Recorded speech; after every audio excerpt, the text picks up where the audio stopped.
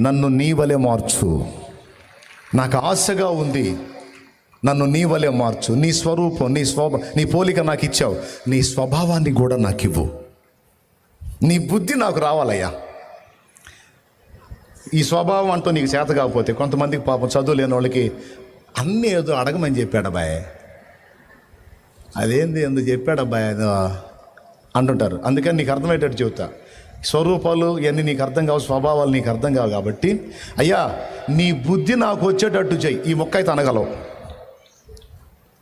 ఈ మాట అయితే అనగలవు.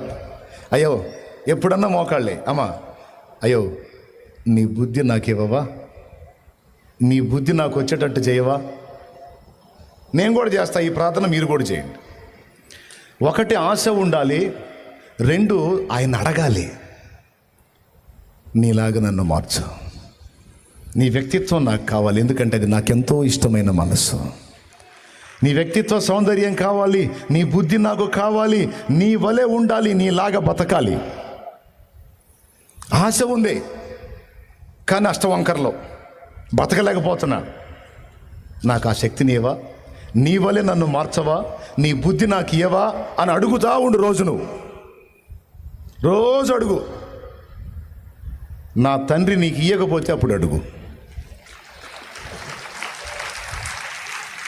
సమస్యలకు పరిష్కారం అడుగుతావు, పరిశుద్ధాత్మ అభిషేకం అడుగుతావు, ప్రార్థనలో ఎన్నో విషయాల్లో జయం అడుగుతావు. మంచిదే, అడుగు. వాటన్నిటితో పాటు అన్నిటికంటే ముందు దేవా నీ బుద్ధిని నాకు ప్రసాదించు.